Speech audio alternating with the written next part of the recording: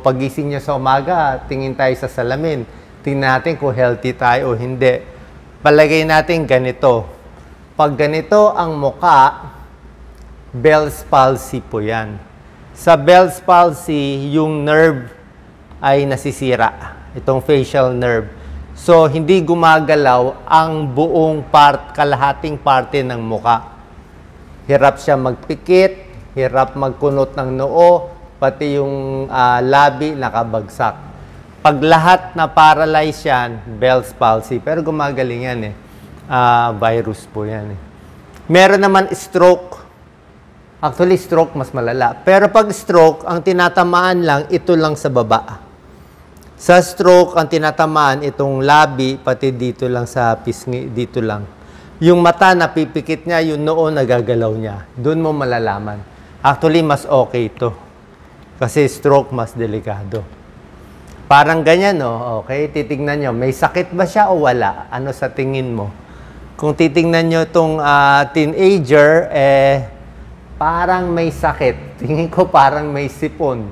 Medyo parang malungkot, parang may sinus, parang may sipon, nakadroop konti yung mata. Hindi natin sure, ha? Pero sa isang tingin, pwede mo tanungin kung okay ka ba, di ba? Kasi kung may sipon siya o may virus, baka mahawa ka. Kaya, importante din na alam mo kung may sakit, pwede ka rin umiwas. Katulad nito, tingnan nyo yung mukha, Pag ganito ang normal skin, ayan pag ganito ang normal ang mukha, walang sakit to. Consistent yung kulay, pare-pareho ang kulay ng mukha, ayan healthy yan. Pero pag ganito, may patsi-patsi dito, may eye bags, may maitim, may wrinkles, may tabingi, may mga pimples. So, pwedeng may sakit yan. May eye bags, numinipis yung balat niya, ayan pale grayish. Namayat. So, pag namayat yung isang tao, ibig sabihin, hindi po maganda. Yan. Close na lang natin, Lisa. Okay. Pag namayat, pag may nagsabi sa iyo, pumayat ka ng 10 pounds, depende kung nagpapapayat ka. Pero kung di ka nagpapapayat, hindi po maganda. Diba? So, isipin natin, baka may bukol, baka may ibang diferensya. Yan. So, importante yan. Next, anemic. Yan. Pag anemic, makita nyo anemic chine-check din natin dito sa ilalim ng mata. Dapat ang kulay medyo pink. Dapat pink siya. Dapat pink Pati kamay pink. Pag anemic, maputla. Iba yung maputi, iba yung maputla Kahit maputi siya, dapat yung ilalim ng mata niya, ma-pinkish siya dapat. Yan. So, pag anemic, titingnan mo, tatanungin, nasaan yung bleeding niya? Nagbi-bleed ba siya sa regla? Ang tanong dyan, malakas ba regla mo? Ang dumi mo ba? May dugo? Ano ba nangyayari? Masakit ba tiyan mo? May ulcer ba? Or pag anemic, baka may autoimmune disease o baka may bukol. Ayaw natin yun. Ito, hindi naman to 100%. Huwag kayong matatakot muna.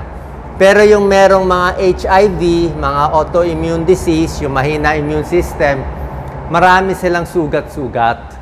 Madalas may sugat sa mukha, may sugat sa katawan, mabilis maghilom. Pwedeng merong immunodeficiency na sakit yan. Okay? Yung nung bagong panahon ng HIV/AIDS, ganyan nangyari. Kita mo maraming sugat-sugat. Ang cancer, iba naman yan. Yung mga tongue cancer, oral cancer, matigas yan.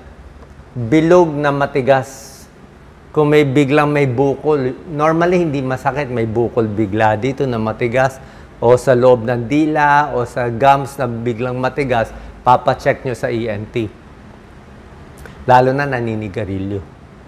Mga bata, pag may pulmonya, nag-iba kulay ng labi. Kita mo yung labi nila, parang pula-pula.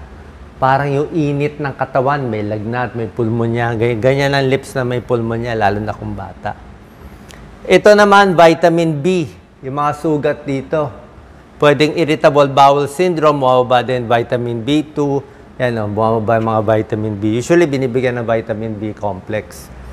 Kung may mga sugat-sugat dito sa kanto yun eh. Iba't iba area. Blue lips, ito very obvious. Pag may nakita akong blue baby sa Pilipinas, congenital heart disease yan. May butas sa puso, pinanganak siyang blue baby.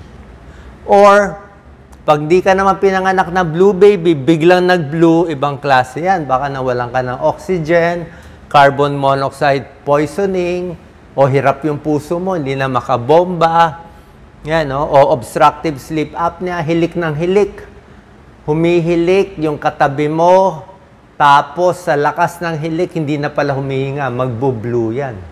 Ibig sabihin, wala ng oxygen. Sa pulse oximeter, baka 80 na lang yan. Okay, delikado po ito. Tinitingnan niya, no? Blue lips. Minsan, pang sa lamig, biglang nag-ano yung kamay natin, eh. Nawawalan tayo ng kulay, eh. Yan, no? Tinitingnan niya. Ito, ano to? May parang kalyo. Ito, common to, di ba? Yan. May parang kumakapal. Kumakapal. Dito, kumakapal. First, overweight siya. Pero malamang diabetic. Tawag dito, acanthosis nigricans. Mga diabetic usually ganyan. Pwede naka-steroids, diabetic, overweight. Ito, double chin. Yan, nasobra ng kanin. Double chin. So, sa mata, yung mga may bilog, ano yun eh, sa loob ng mata, pag wala pang 60 years old, may bilog na dito, let's say 30, 40 years old, baka cholesterol mataas. Numinipis ang buhok, manipis ang buhok, pwedeng stress, pwedeng thyroid problem eh. May hyperthyroid, numinipis din. Pag namumula, merong rosacea eh. Meron ding lupus, SLE. Namumula dito. Mamaya papakita ko. Yan. Ito, naninilaw. Very obvious. Ngayon, itong naninilaw, minsan mahirap sa mga may nakikita akong bus driver, jeepney driver, barker. Pag expose kayo sa kalye, sa kalsada, ang lakas ng alikabok at usok. Kaya minsan nangyayari, dirty sclerae. Parang yellow siya, pero hindi siya talaga yellow, madumi. Para siyang red na maraming pula-pula. Minsan meron pang pterygium. So, pag ganyan, tinitignan ko maigi yung ilalim kung dilaw din ba. Pero ito, madilaw siya talaga. Pag dilaw, may sira ang atay. Hepatitis A, hepatitis B, liver problem, may baradong bato, kaya nagkakaganyan. Yan, oh. Yan. Basta liver problem yan. Check na SGPT, SGOT. Hindi po normal yan.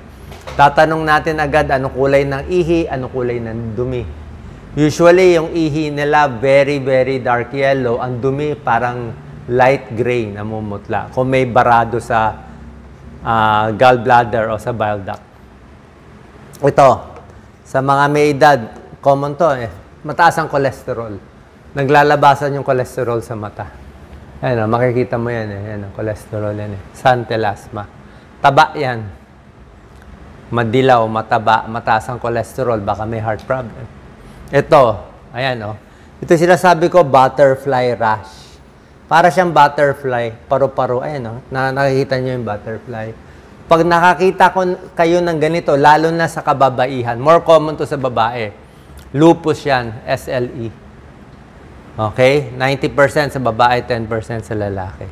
Ang lupus, binabantayan, nagkaka-kidney problem, heart problem, at iba pa. Ito, tingnan nyo. Babae pero maraming buhok. 'Di ba? Mahaba ang buhok sa kamay, sa paa, pati sa muka parang nagkakabalbas. PCOS 'yun.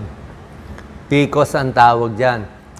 Overweight, magulo ang regla, ganyan. Pero ito parang may thyroid problem pa, doble.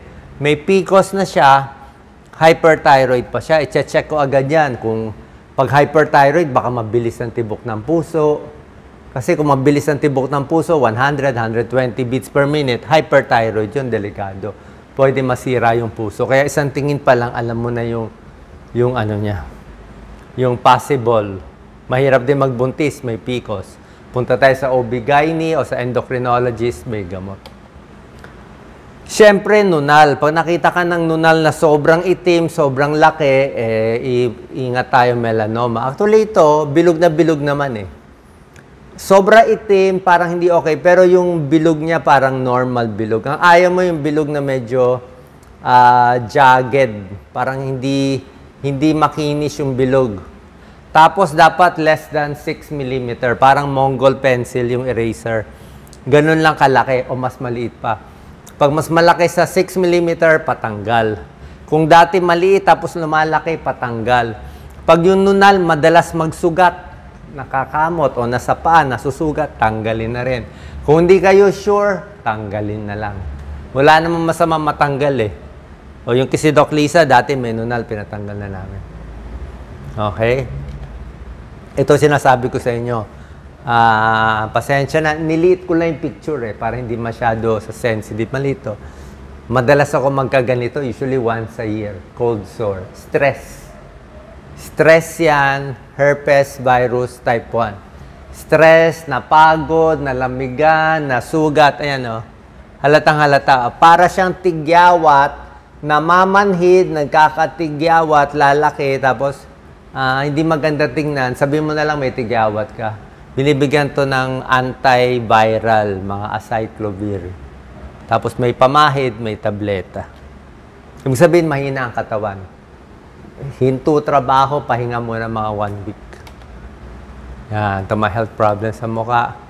Kanina yung Bell's palsy, sinasabi ko. Ulitin ko lang yung Bell's palsy at stroke para maintindihan nyo. Bell's palsy, kung titingnan nyo, paralyzed lahat makinis ang noo, hindi niya magalaw. Mata niya hindi nagsasara yan. Ito sasara, ito hindi sasara. Kaya nilalagyan ng tape. Minsan nilalagyan ng masking tape. Kasi pag hindi nilagyan ng masking tape, masisira yung mata, matutuyo. So, tinitape para magsara. Ito hindi gumagalaw buo. Bell's palsy, usually gagaling. May mga exercises dyan, gumagaling after a few months. Ito stroke, mas ayaw natin. Ito lang na paralyze. Pero yung forehead niya, kita mo, yung noo niya kumukulubot pa rin. Diba? Kumukulubot, mata niya normal. Hindi katulad nito, hindi normal, hindi nagsasara. So ito, stroke. Mas delikado ang stroke. Pero ito, mas paralyzed to lahat. Hyperthyroid. Bukod sa malaki ang thyroid, lumalaki ang mata. Ito. Paano mo malalaman na nakaluwa yung mata? Actually, kumakapal yung likod ng mata. Malalaman mo kasi, dapat yung mata natin, di ba bilog yan? Dapat hindi mo makikita yung bilog sa ibabaw. Ito.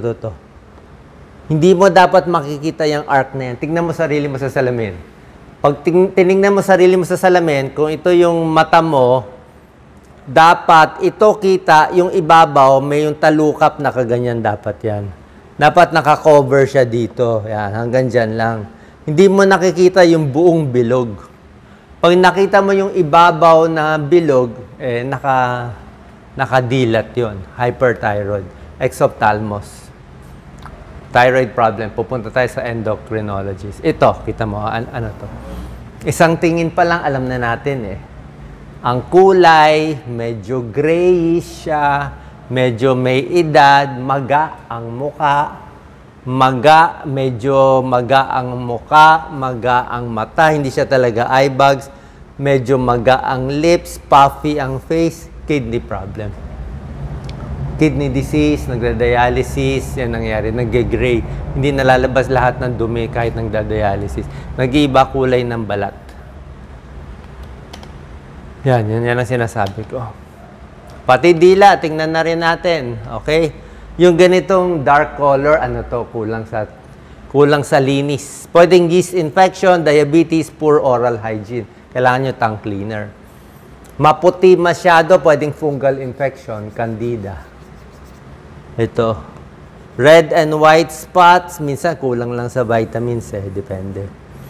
Ito, minsan may dila na ganito, nag-jagged, dehydrated yan. Baka buong gabi, may time ganyan ako pag dry na dry, dehydrated, naipit sa mga ipin, kaya nagkalinya. Masyadong red, kulang sa vitamin B. Vitamin B, may strep throat. So, sa dila, makikita rin kung may problem o wala. So, finally, para maging healthy, eat 3, uminom ng maraming tubig. 8 to 10 glasses of water, libre yan. Galaw-galaw para maganda circulation. Mga safe lang na pagkain. Tayo na lang magluto para hindi tayo food poisoning. Protect yourself from the sun, iwas sa skin cancer.